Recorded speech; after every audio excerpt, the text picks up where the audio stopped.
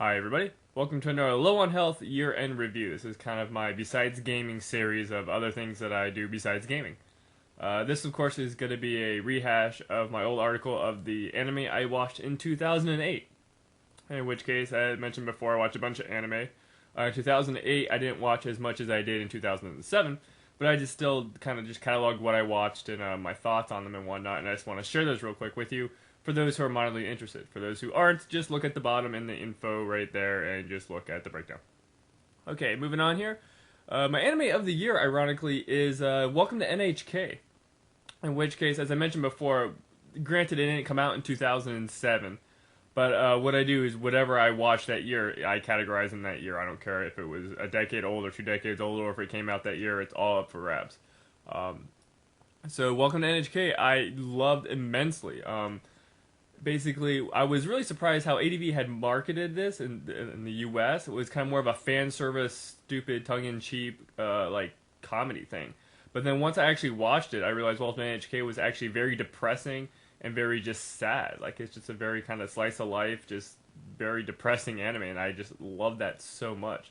Because it dealt with, like, the Hikikomori, basically the shut-ins who don't want to deal with society and hate people and whatnot. And a lot of, like, the side branching stories are just really sad and depressing overall, but I really enjoyed the cast of characters, and I just liked the overall tone and plot of the series. The next couple ones coming up here are Code Geass, which of course was very popular. I did enjoy that. Very stylistic to a point, and just really good action sequences with the mecha, and once again, a good kind of friendship that gets splintered, and everybody has their own cause, and for the greater good, and that stuff. Some plot points were kind of brushed aside, like, you know, his parents and the king and all that stuff, which didn't make kind of sense, but whatever. Moving on, you got Soul Eater, which once again was very, I want to say stylistic too. I love the opening for Soul Eater. Really good, you know, action sequences and once again fight sequences, and I definitely like the whole human weapon type thing and just the different people working together and trying to be better than and working themselves up and training and whatnot. And I really enjoyed Soul Eater, but of course the ending for Soul Eater was very much kind of meh, kind of just ended on not a high note, which, you know, whatever. Then of course we get Xam'd, which is very much our Eureka Slash Nazca type of anime, which was very good, very reminiscent of Eureka 7.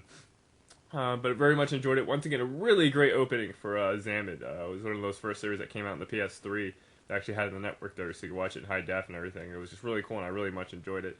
Then we have Macross Fronter for all the Macross fans. Now, you think this would be higher on my list, but I think overall, Macross Fronter really, for me, didn't really pick up towards the end when all the pieces start to fall into place and whatnot. But great, you know, just vehicle design with the Vertex and everything. Just awesome fighter sequences.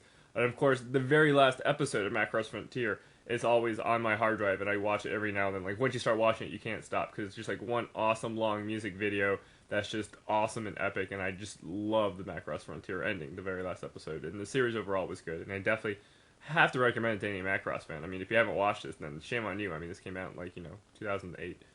Next one is Gundam 00, which of course is the Gundam. I haven't really watched that many Gundams since Gundam Wing.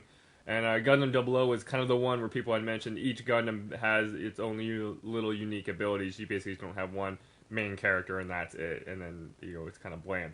Gundam 00 also does the classic 5-year or X amount of years jump in the middle of the series. I don't know if it was like Season 1, Season 2, but they definitely do a nice jump ahead of after what would have happened at the end.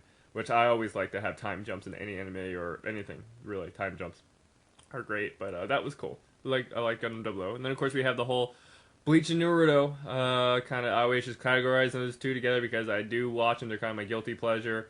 I haven't been watching anime recently, but of course I'll get to that in later installments of this besides gaming. Then we got Persona Trinity Soul. In which case, you know, I do enjoy Persona, the video game, 3 and 4. 4 was like my game of the year for one of these years. I do mean to get back to play Persona 1 and 2. But Persona Trinity Soul, you know, they adapted it to anime, in which case they did a decent job. It wasn't that great, but you know, whatever. And then Birdy the Mighty Decode. This, of course, is a remake for the OAV, I believe, for Birdy the Mighty. And Birdy Mighty Decode, yeah, it was okay. Like I said, it wasn't really a great anime, in my opinion, but that was just my opinion. I did watch it, though. It was okay. But Other than that, that's kind of about it for the anime for 2008. Pretty soon I'll be putting the 2009 and then the 2010. So once again, these are just kind of me videotaping or vidtating my articles I had on Low on Health, which I don't have anymore, which is now just a YouTube page. So as always, thank you for watching, and I will catch you next time.